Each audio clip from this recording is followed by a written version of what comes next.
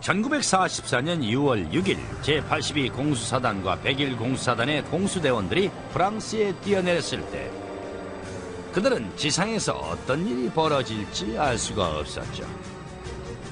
그래서 어떤 상황에도 대비를 해야 했습니다.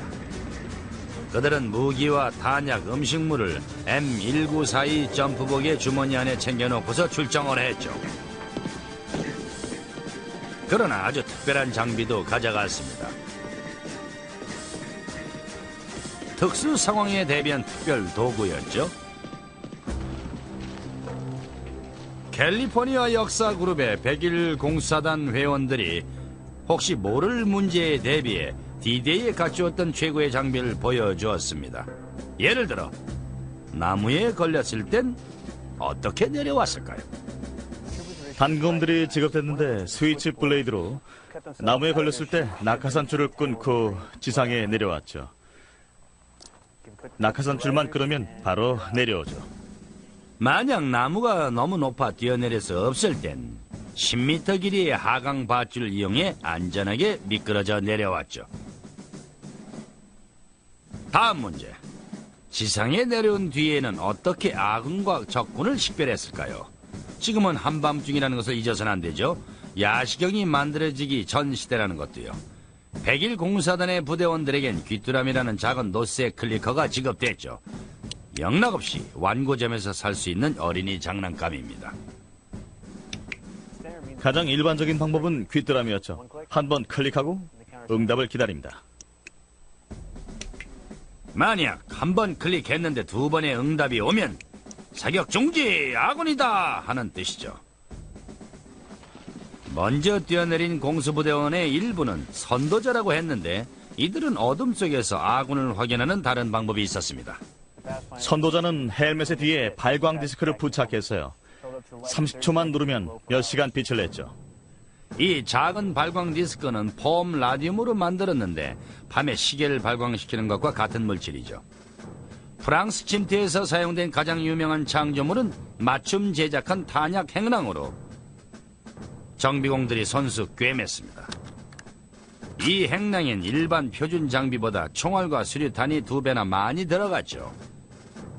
개조된 이 톰슨 기관총 탄창 행랑은 병사들의 기막힌 재주를 잘 보여주는 것으로 병사가 최대한 많은 탄약을 빨리 잡을 수 있게 가슴에 2개의 행랑을 교차로 걸치게 했습니다.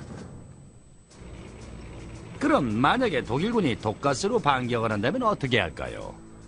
이들은 특수 방수 공격용 가방에 방독면을 담고 이동했습니다. 그래서 습지에 떨어진다고 해도 방독면이 젖지 않게 가방이 보호해줬죠. 또한 모든 공수대원은 어깨 위에 독가스 감지 견장을 차고 있었습니다.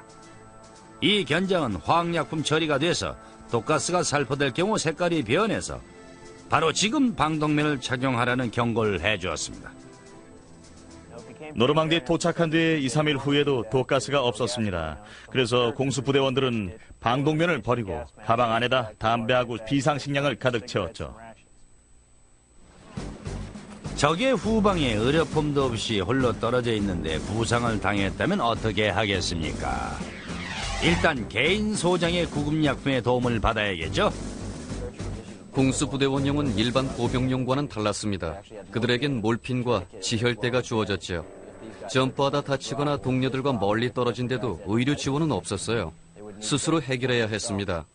스스로 몰핀을 넣고 총상 입은 다리를 묶고 지혈하고 지혈대를 붙여야 했죠. 구급상자를 감은 2개의 끈은 언제든 유용하게 사용할 수가 있었습니다. 가장 좋은 곳은 점프할 때 닿지 않은 곳이죠. 줄 위나 다리 위에 묶어두면 걸려 떨어져 나가지 않습니다. 일부 병사들은 영국에서 만들어진 다리 가방을 써보기도 했습니다. 이 가방은 무거운 물건을 담아 밧줄로 다리에 묶도록 설계됐죠. 말은 좋지만 실효성은 꽝이었죠. 무거운 가방이 바람을 막고 밧줄이 풀려버리면 장비가 사방으로 흩어져 버렸습니다. 재수없는 대원은 착지한 뒤에 무기도 탄약도 음식도 없었습니다. 그 전쟁에서 가장 중요한 작전을 시작하기엔 바람직하지 못한 방법이었죠. 공수 낙하 문제에 관한 한 꼭 짚고 넘어가야 할 게 있습니다. 병사들이 제로니모 하면서 뛰어내리는 건 할리우드에서 만든 겁니다. 실제 공수부대원들이 외치는 말은 아마 이거에 더 가까울 겁니다. 이런! 초만 누르면 몇 시간 빛을 냈죠. 이 작은 발광 디스크는 폼 라듐으로 만들었는데 밤에 시계를 발광시키는 것과 같은 물질이죠. 프랑스 침투에서 사용된 가장 유명한 창조물은 맞춤 제작한 탄약 행랑으로 정비공들이 손수 꿰맸습니다. 이 행랑엔 일반 표준 장비보다 총알과 수류탄이 2배나 많이 들어갔죠.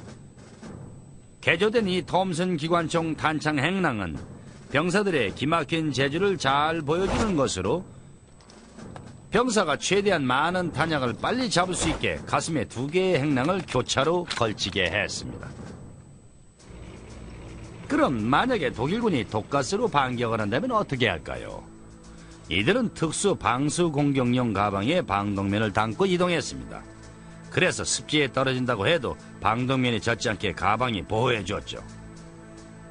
또한 모든 공수대원은 어깨 위에 독가스 감지 견장을 차고 있었습니다.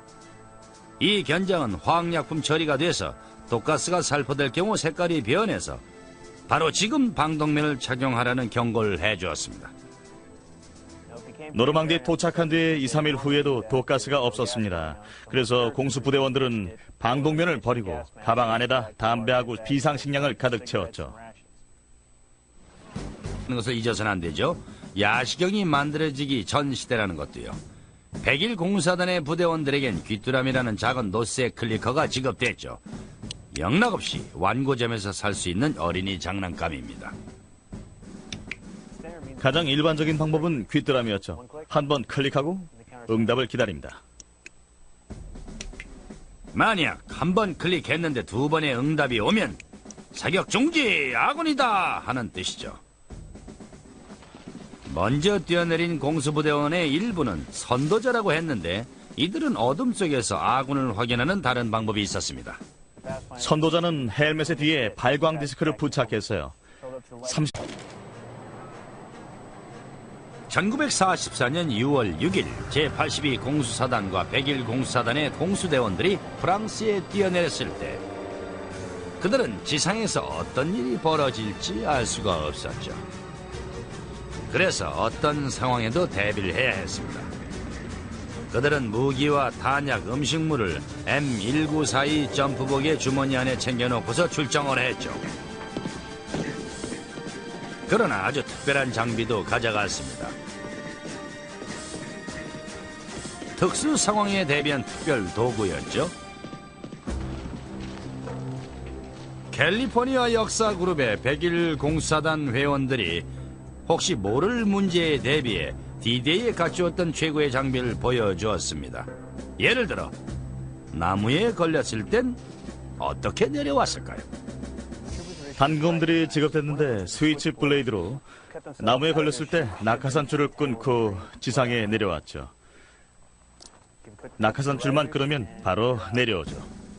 만약 나무가 너무 높아 뛰어내릴 수 없을 땐 10m 길이의 하강 밧줄을 이용해 안전하게 미끄러져 내려왔죠. 다음 문제. 지상에 내려온 뒤에는 어떻게 아군과 적군을 식별했을까요? 지금은 한밤중이라